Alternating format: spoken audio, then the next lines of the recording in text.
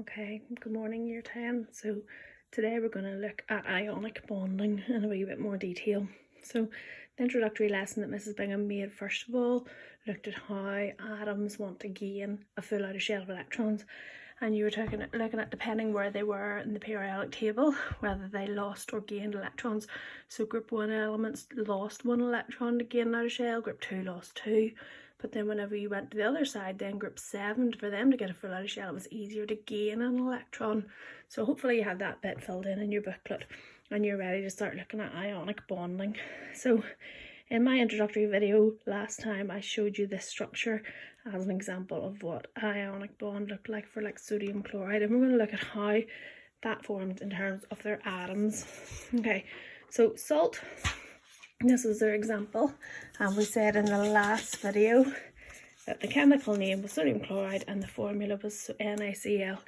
That means there's one atom of sodium and one atom of chlorine, but when ionic compounds form, they form these giant structures, and it means actually there's like a 1-to-1 ratio. For every one atom of sodium, there's one atom of chlorine, or in this case they're called ions. So it's a sodium ion and a chloride ion.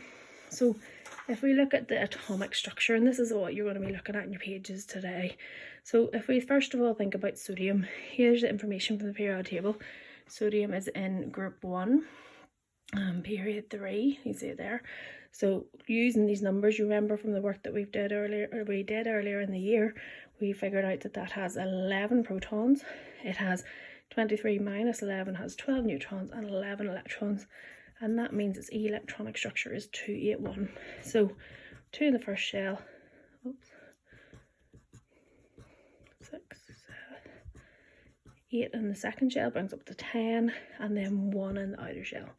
Now for it to get a full outer shell, what it needs to do is lose 1 electron. So this is the outside electron. It's going to lose that electron to get a full outer shell, and it's going to form an ion that looks like this.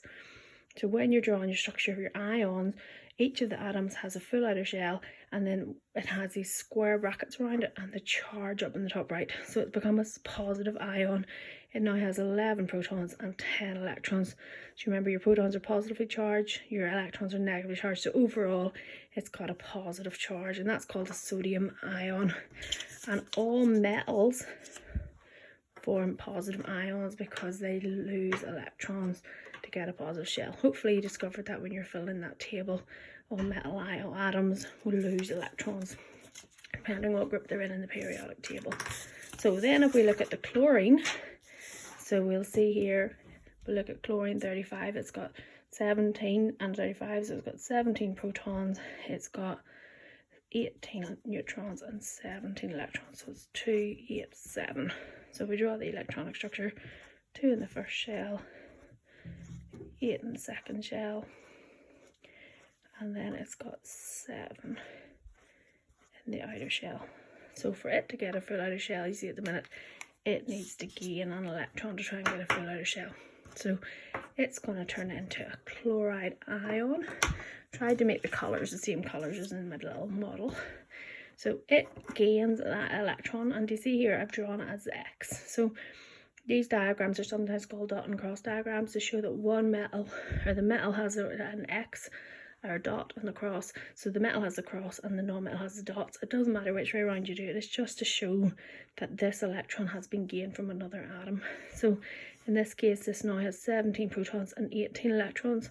So overall it's negatively charged, okay? So whenever we look at these together, then to join together to form sodium chloride, we've got our positive sodium ion and our negative chloride ion. And you see one's a positive charge and one's a negative charge. And it says down here, an ionic bond is a force of attraction between oppositely charged ions. So they have ionic bonds between the ions in all directions. It forms an ionic compound, okay? If you're not sure, you can rewind the video and watch that again. Hopefully you can understand it. So if we look at some more examples, now you've got some to do in your booklet, but I want to just show you some examples. So what happens if they're not in group 1? So this is calcium, it's in group 2. It's got 2 electrons inside a shell. So it actually, to get a full outer shell, it needs to lose both of those electrons. And when it does that, it ends up with 20 protons and only 18 electrons, so it actually has a 2 plus charge. Again, these ions have square brackets around it and then the charge up in the top right. So calcium has a 2 plus charge, okay? Then if we look at another element, so oxygen is in group 6, so it's got 6 electrons out of shell. Okay, what do you think it needs to do to get a full outer shell? That's right, it has to gain 2 electrons, and it becomes a 2 minus charge.